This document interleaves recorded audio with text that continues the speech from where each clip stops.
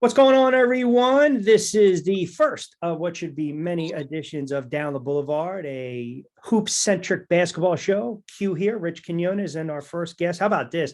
A man who wears many hats, Freddie Zamora, the coach. He's all over the place. And before we started, I said, "Where are you at right now?" And you said you're in Ohio. Every time I look on your Twitter feed, I don't know where you're at. You're scouting, you're coaching, you're traveling, you're getting married. You're a busy man. Yeah, man, I try to stay busy. The good thing about like the scouting piece, I can do a lot of that from my phone, just like about anything else, you Yeah. know. But yeah, man, I try to be in all places at once, you know, as hard as that is. But I try to keep up with a lot, you know, not even just professional basketball, but I still try to keep up with all the college basketball because I have a lot of coaching friends that coach there. And high school, you always want to know what talent's coming up and Yep. who's next up at that level. So I watch basketball, man. It's in my blood. It's all I do. Really enjoy it. I had a cup of coffee doing radio in Ohio many, many moons ago. I was in a small town right outside of Dayton, or I guess it was part of Dayton, called Kettering. Yeah, I And heard Kendrick. Yep. yeah, and let me tell you, 6, 7 months felt like 3 or 4 years. But and I'll leave it at that. No disrespect Yeah, to my man. Ohio. But the reason I bring it up is because one night one of the sports guys is like, "Yo, you want to go check out high school basketball game?" I was like, "Yeah, man, I'm a hoops guy." I was like, "I'm a huge Knicks fan. I grew up a Knicks fan, still am." And he's like, "Yeah, yeah, we'll go check out this kid." It turns out, watch LeBron James. So um, it was a pretty crazy experience. Like, you're sitting there and you're watching someone, and I'm turning around and everyone was just awestruck, and they were like, "This kid's going to be the next, Hmm. the guy." And of course, he turns out to be one of the all-time greats. So fill me up to speed a little bit. I know, you're a coach, you do a lot of the international coaching and scouting, and you did stuff with the TBL last year. How was that experience for you? Oh man, it's been a learning curve. What's crazy about like the scouting thing and helping guys get overseas or international jobs, it kind of just came about like randomly one day. You know, like I've had like agencies and stuff like that I'm like friends with via social media, whether it's Yeah. Instagram, Facebook, and I'd randomly get messages about like, hey, I need a center for this price and housing and flights. And I just it started out by me just like posting it. Like, let me just post it and see if there's somebody that's available that just needs an opportunity, you know? Because I didn't have that coming out of college. So I was like, man, it'd be cool to be able to provide that for somebody. So I posted it just to kind of see what it was like or what would happen and hopefully help somebody out. And then I slowly started placing guys like randomly and kind of just stuck with it. So I've been really, really diving into that. Um, I've partnered with Rosales Sports Agency. He's mainly out of Mexico, but he places all throughout the Yeah. world too. But Mexico, he's heavily, heavily connected. Been a great guy to learn from too as well and bounce ideas off of. But it's been really cool because like I said, I love watching basketball at all levels, whether it's professional, college, high school. But what I love about this is I like studying a different league in a different country to see what type of style of play it is and what kind of players do they look for. Yeah. And usually, like, to be honest, it takes like one game or so for me to be like, all right, this is the style of play. Here's what they're going to be looking for. This is the exact person that they're going to want, you know? Um, and it kind of helps having a coaching background because you know what to look for and that kind of stuff too. Um, so I've really just enjoyed learning different leagues, man, and different countries and seeing what it's like. So that kind of just came about. So I've been learning the ropes on that. And then the coaching piece, obviously, just being a head coach in the TBL, I think it's starting to get more respect around the world as a league. People are starting to notice, like, all right, there's a lot of talent that comes through this league. Oh, yeah. And again, I mean, there's a lot of knock that they have on whether it's the TBL or these other professional leagues in the U.S. that aren't the NBA or NBA G League. There's a lot of knocks that people want to put on them and stuff. And the reality is there's a lot of talent, especially in the TBL, whether that's ex-NBA, ex-G League guys that go on to play in the G League. And the numbers speak for themselves. I mean, we have guys that are in other countries right now that are putting up fantastic numbers that are Yeah. from the TBL. Like literally their last season was there. So I think it's starting to gain more respect. So it's been fun being able to do that too as well and also help guys from this league get in other places. Like I don't even help just my team out. If there's guys that I've noticed on other teams throughout the league and they need help and they message me, I mean, I'm more than willing to help them out, you know. So I'll have them send me over their film and their stats and all that stuff and see what I can do to help them, you know. Where'd you play college ball? I played NAI, so I played at Tennessee Temple University in Chattanooga, Tennessee, and then I transferred to Ohio Christian University in Circleville, Ohio. Okay. I mean, it's always, and the reason I ask, right, because if you come from that hoops pedigree, that hoops background, and you ultimately learn how to scout or understand the parameters of scouting and then being a head coach, I mean, it's just like on college and on the pro level, like you can speak to the player more, like you've lived that type of experience, so to speak. And you mentioned the TBL, and I told you before we came on the air, you know, I've been calling games for a lot of years and had an opportunity to do stuff with the ABA last year, which is a little more, let's just say, wide open kind of game. I mean, I don't want to take anything away from some of these players, but at times it was almost like a glorified Saturday afternoon at the YMCA or the PAL, right? I mean, I did an AC game, they scored 269. I mean, you know, that can be a good look, but it can be a bad look because then someone starts to look at the credibility of the talent, so to speak. To your point with the TBL and doing multiple teams last year, calling games AC and PA, and primarily AC in my backyard, and then doing the All-Star Weekend, you know, the talent, it's there, it's pronounced. I mean, these guys can flat out play, man. I mean, these guys played at a high level, and I like the fact that they're able to get it on film quickly, and then all of a sudden the opportunity kind of knocks, right? I mean, when you're trying to help some of these players, how do you walk them through it, or do you kind of push them to where you believe the right fit would be for them? Or is it, hey man, if you can make some money, go playing over in Mexico or the Philippines or Brazil or Puerto Rico, have at it? Do you try to kind of measure up what's the best fit for them? Yeah, I mean, I'll start by, like, with our guys personally, I try to prep them for before they go over wherever they go, you know, whether that's Mexico or Dominican Republic, anywhere else. I try to prep them for that. Like, whatever you're going to be doing here, like, start to do it now so that you're prepared for wherever you go, you know, like whether that be being a practice on time, not missing practices, showing up to games at the proper time so that you can prepare yourself, get your mind ready. It's so important to eat right and sleep good the night before and even the week of. Like, that stuff plays so many factors that I don't think a lot of guys even understand. So all that kind of stuff, I try to prep them for that. And I don't know every league in the world. You know, I'm I'm able to say that, you know, without being like, oh, I know everything. I don't. I know a lot of leagues and what certain countries tend to look for. So again, for my team, I guess it's more just about, it's a two-way street too, you know, like I'm not going to sit here and be like, hey man, I'm going to get you over to overseas and we're going to get you a lot of money and all. Sounds great, but you got to do your part too. You know what I'm saying? And that's a huge factor. You know, you got to be able to put the work in, put the time. And a lot of guys want handouts, you know. I want guys that are like, I'm going to get it however I got to get it. You know, there's no question. Hungry guys. You want hungry guys. You know as well as I know, some TBL teams can pay players good money. Some teams can't. But what guys tend to put over their head is, this is your step to where you're trying to go. You can't skip steps, and it's okay to be right here, you know.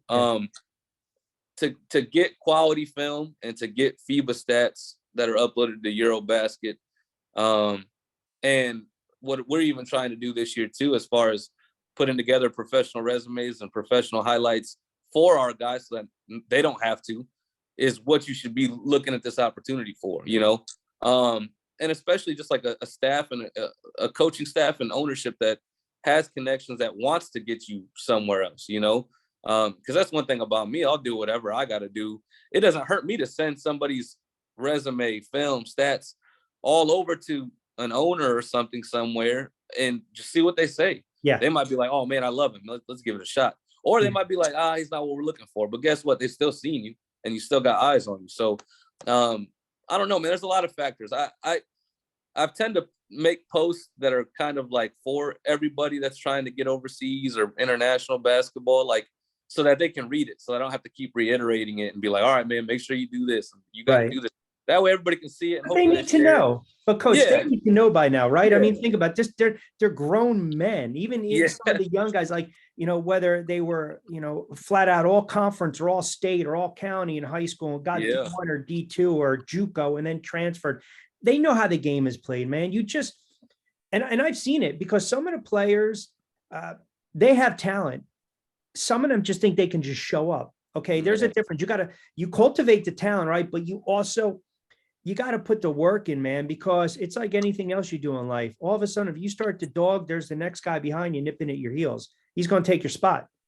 And that I just made a post about that like the other day, man. Like wherever you're at, whether that's high school, whether that's college, whether that's TBL, wherever you're at, you're basically auditioning for your next opportunity, because that's what I tried to say, is that you don't know who your head coach knows or who your head coach is connected to. Because like myself or any other coach, we're not going to sit here and brag and be like, man, I know this coach at this university and this coach that coaches in Germany, and I know this. We're not going to sit here and do that, So you don't know who your head coach is going to be connected to.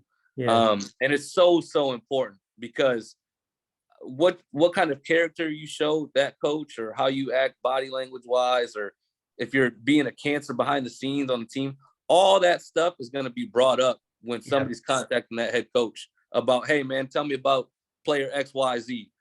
100%. That coach isn't going to ruin his reputation for you, and he's not going to send you over to give another coach the same headache and problems that he just had. You know what I'm saying? So you got to think about this kind of stuff. And there's stuff you're not going to always agree on. I've been there as a player, man. You're not always going to agree with what your coach does and what he says or every little thing that they do. But guess what? That's your coach, and you got to try your best to help your coach win and have fun doing it. But that's my biggest advice, man. You don't know who your head coach is connected to. And I think a lot of guys forget that, because I've had people hit me up about certain players and stuff, man. Like, hey, tell me about him. I'm not going to put my reputation on the line and lie about something. I'm just not going to do it. So no, you can't. I mean, that ultimately comes back and kind of bites you again midway through this edition of Down the Boulevard. Rich Quinones here, Q, joined by Coach Fred Zamora. Check him out on Twitter at Coach Fred Zamora. So I've had this conversation with a couple guys, and I've talked about it a lot with the other pods that I do, and I wanted to get your thoughts on this. I think everyone. It's great to put stuff out there. It's great to have film. It's great to, get the eyeballs, obviously, with the pods and the YouTubes and everything. But to your point, when you go overseas or you go to a different country, man, you gotta learn to play the game. So it's like, as you mentioned, and I've seen it. I've seen guys, all of a sudden they get signed and I'm like, man, this guy's lighting up in this league or the G League or playing over in Canada, and they're averaging 23. They go overseas, they're averaging 36, 38. They're dropping double, triple doubles. And then they come back in a week and you're like, what happened? It wasn't the right fit. That pretty much tells me, unless they're a really young kid that gets homesick, and I've seen that as well, where they couldn't last too long because it was new to them, so to speak, they were green.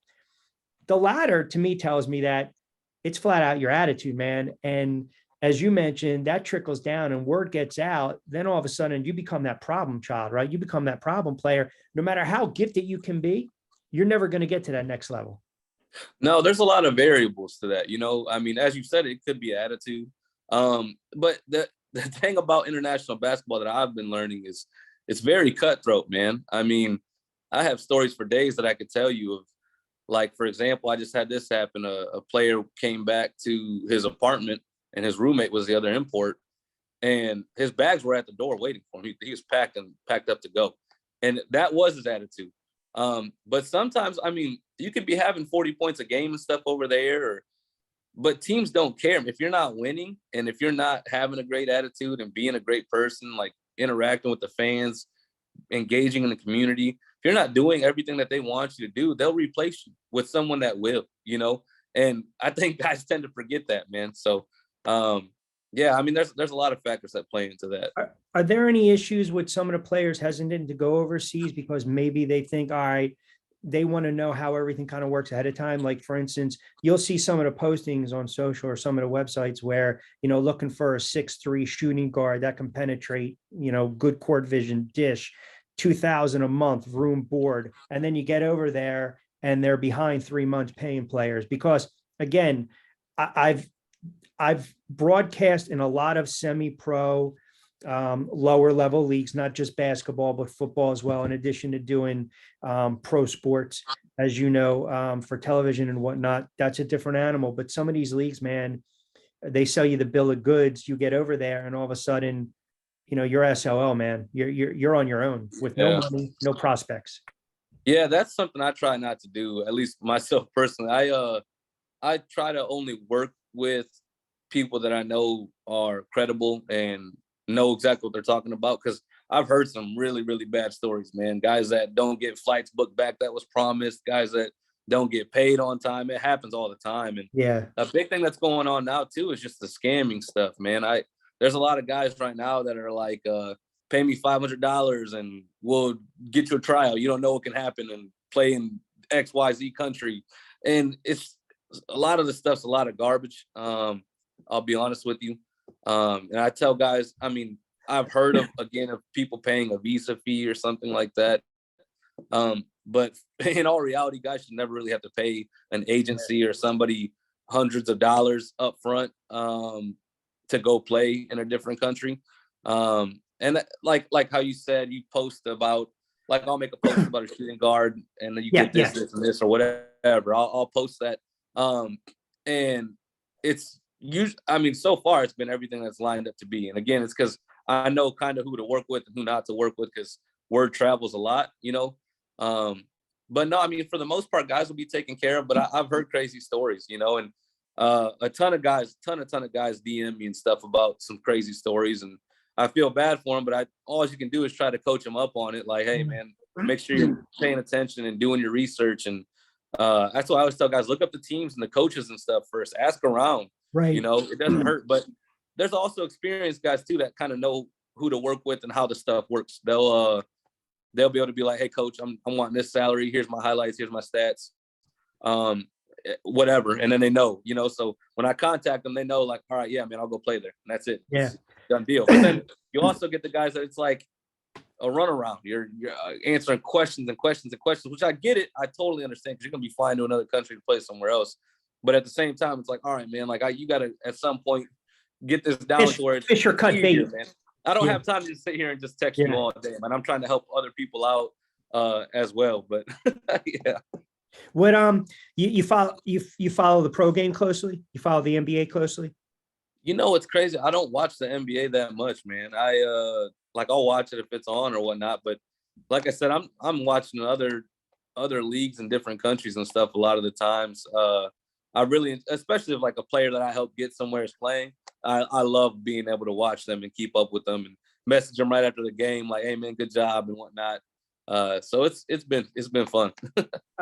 When you look at some of these leagues, I mean, again, with the G League or the ABA or the TBL or even the league, NBL, I believe, some of these leagues in Canada. The one thing I took away with the TBL is that the different regions, so to speak, East region was really predicated, like in my backyard, the Northeast, predicated on guard play. And then you start to go to the Midwest a little bit, down south, and then out west, it seemed like they really had some big boys, some bigs, centers and whatnot, and some forwards. I mean, I think with this league, I do believe to succeed in this league, it's got to start with the backcourt. I mean, I make the same case during March Madness. You go back, you see the teams that have gone the deepest in March. Those are the teams that have that 1-2 punch, right? I mean, they've got the combo guard, they got the depth of guard play. Do you see that a little bit with the TBL?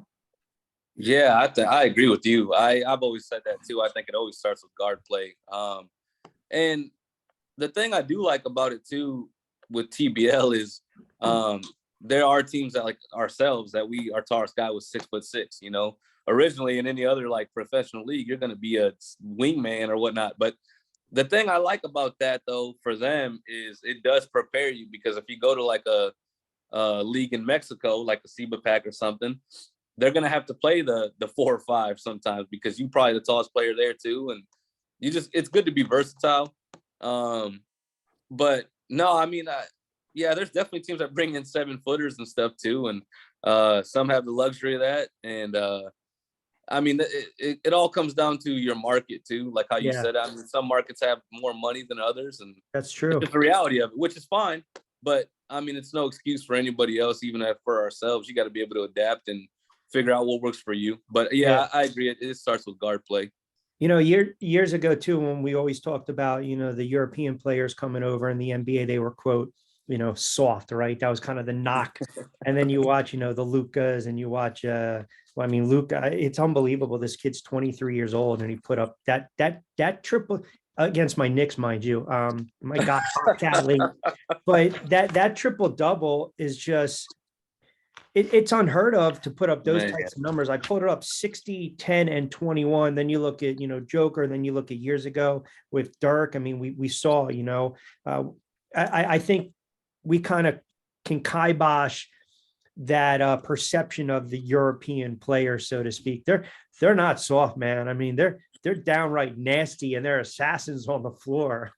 well, Luca, like you said, Luca proves that himself, man. I do get to watch Luca when he's on sometimes, and just the way he maneuvers and uses his body it's man, he's like you said, to be 23 years old is 23. man, it's remarkable. And it's like you get to think and you're like, man, if he really keeps this up and he's 23, who knows where he's gonna be. It's really fun to watch. And to be honest with you, I've actually started to enjoy watching basketball in different countries just as much as I do NBA or whatnot, because you just learn different, like you see different styles and you see the physicality. Like I just said today, that's one of the biggest things that guys get shocked by when they go somewhere is the physicality in different countries. Like when you're an import going into a different country, the target's on your back, man. Like they know, like, all right, this guy must be sweet where he's from, and well, let's go punch him in the mouth and see what he does. Like literally, they'll punch you in your mouth, but they want to see how you'll react. They want to see if you'll break down. And to be honest with you, you've talked about NBA or G League or guys and going over there. I had a conversation with a good buddy of mine the other day about this. Those guys can get broken down by them because guess what? They're used to getting those calls. They're used to being like, I'm the man. Yeah, but the reality is, though, they're not going to get that. And the thing about different countries, man, is they are so tough, too. Like we've talked about physicality. They're so tough, and they're not going to back down from you. It doesn't matter if they're 5'11" or 6 foot. They're going to guard you as hard as they can. They're going to hand check you. And for the most part, they're probably going to get away with it, But I think once you show them, like, hey, you're not going to phase me with that, and I'm here to stay, and I'm here to win games, they start to, I think they kind of be like, all right, this guy, he can hang now. He can play here. But I like we've talked about, man, there's guys that get broken down by this stuff every day that are very talented, but talent can only take you so far. No doubt. And it's a good point because there's always this preconceived notion. I mean, I would joke sometimes, even with last year doing the games in Atlantic City, I would see some of the teams that would come in and, they would kind of look at the gambits. All right, they got some players. And I would always talk to the coach ahead of time, some of the players that started following me on social media and see some of my work. And I'm telling you, these cats are a bunch of dogs, man. Like these are you got Atlantic City, you got North Jersey, you got Central. These guys are dogs. You can't walk in there thinking right away based on appearance that you're going to be able to blow somebody off the floor. Where I got to watch them too, especially like in the final rounds. I got to watch them a couple games, and good team. No, I agree. It was evident. It was evident. I loved how hard they played, and it was just evident. And I for me personally too, there's nothing more than having a chip on your shoulder, man. Like teams like that, you shouldn't go in and think like, oh man, we're about to stomp on these guys. That's the team that you need to be like, hey, they got nothing to lose, and everybody expects you to be a monumental team that's just going to squash them. But those teams, when you're ready, man, you're just ready. And I love teams that just they're not scared of nobody, man, and that's what it's about. What you mentioned watching ball overseas. I mean, where are some of the places that you might have been, or some of the talent that you watched, overseas, the style play, where if you kind of had like that, maybe like a laundry list, 2 or 3 places, 2 or 3 countries that you're like, you know what, I kind of like the way they run it here. Oh man, that's a good question. Of course I like EuroLeague. Everybody loves EuroLeague and how they play over there and the coaching styles over there. But I really enjoyed watching like LMBP in Mexico, which is the highest league there. Leagues in Mexico, Dominican Republic, I've been following quite a bit too as well there too. It's what we've talked about, man. It's that tough nose, like, Yeah. don't back down, fast paced, throwing your stuff off the backboard, dunking on you, like very fast paced and up tempo. BSN in Puerto Rico is a really good one too. Yep.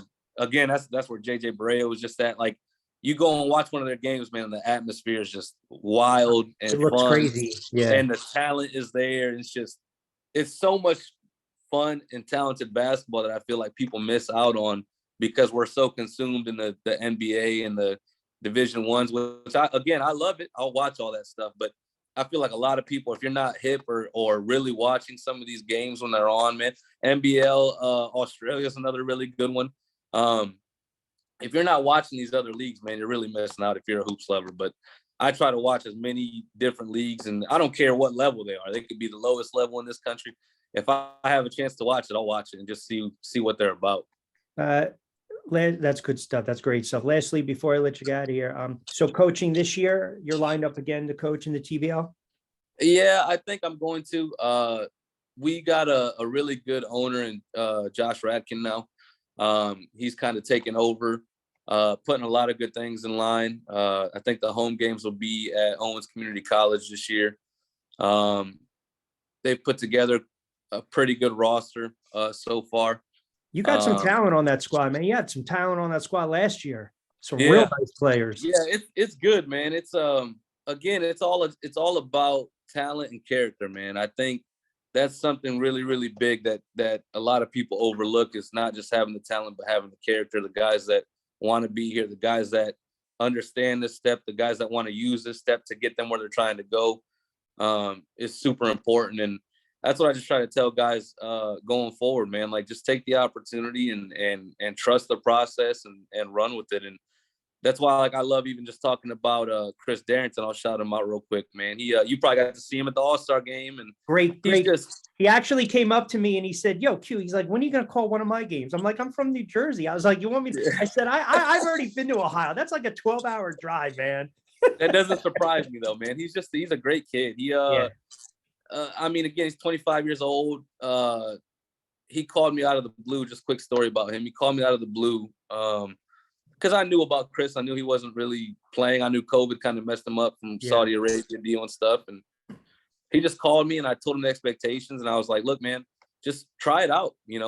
Try it out. Get your film, get your stats, and let's just see what it's about." Like, he literally told me, he's like, "Coach, I want to hang up my shoes, man. Like, I'm done. I don't want to do it," because it gets exhausting, man. It does. And I just love that he trusted it, man. He trusted me, and the all credit goes to him though, because he put the work in, man. A lot of people don't understand that about him. He puts the work in all the time. Like, the kid's always in the gym. He's always getting shots up, and it shows, and I'm really excited for him. He's actually in Syria right now. He's about to get started out there in their league that I'm going to be following too. So that's a really, really, really good league out there that I'm about to start following too, the WASL. I believe his first game is tomorrow. I'm not sure what time, our time, but he'll be playing tomorrow, I believe. He played. So, didn't he play down south? Played at Tennessee. Yeah, he played at Tennessee. Yep, yeah. Division I. He's a Toledo guy. He's from Ohio. Yeah, and then he transferred to Toledo too to play in the MAC as well. So again, that's the thing that I love about this, man. He just needed an opportunity. Everybody knows you can play. It's about trusting the process, not expecting handouts, man, and working for it. Again, like we talked about, it's a two-way road, man. You do your part. I'm gonna do everything on my part to help you out too. But he's just a story that I love to tell, man, because his story's far from over, and what he's done in this little amount of time is just really, really awesome to see. So. No doubt. Do you want to give any plugs, social media, where everyone can kind of follow you, especially for those maybe saying, all right, now I got a middle guy that can actually get me overseas. Yeah. I think Instagram is like Coach Fred Zamora. Twitter, as you said, is Coach Fred Zamora. And then on Facebook, you can add me on there too. It's just Freddie Zamora. But yeah, man, I try to post whatever stuff comes about as far as jobs and stuff in other countries. I try to post them, and I always tell guys, I'm like, it doesn't hurt me, again, like we talked about, to submit you, to send your info over, and that's just the thing that I'd like to say, like to kind of close this up with you too, is guys need to be prepared, have your resume ready, your player profile, your a big thing, your recent stats, your recent highlights. I can't send something from 2 or 3 years ago, or especially not you playing in a pro-am. No disrespect to pro-ams, because there's high-level players that play in that. It's not what international teams want to see. They want to see your most recent highlights, your most recent stats in a credible league. And that's what I always even tell guys that are like, man, I just want to get overseas. I just want to get overseas. I'm like, I get it. I was like, but try to play for a TBL team, or try to get something to where you're playing now, because a lot of guys also too are just, they're like, I'll just wait it out, man. I'm going to wait for my next job. And then guess what? Now you have no recent film or stats to show. And I promise you, it's the first thing that they ask me. Why has he been out for a year? Yep. What's he been doing? Is he in shape? And now you're battling uphill against that. That's why I tell guys, if you at least are playing in a league like the TBL or something, I have something to take to them now. Like, hey, he's playing right now. Here he is. And the thing is too, most TBL teams, I should say probably all TBL teams, they're not going to hold you back from that opportunity. As soon as you hear something that you like in a country that you want to go to, by all means, go. That's what this is about. It's not about like, hey, man, as much as we want to win championships, we also want to see. Of course, it helps. It's a win-win. It's a two-way street, because it adds more credibility to the team, the ownership, and the league itself. And again, it's what we're trying to tell these guys we're trying to do. So I tell these guys all the time, like, man, if you get that call or whatever, go. I mean, we've had a couple guys already that were coming to training camp that literally just got the call, and they're like, hey, Coach, I can't play.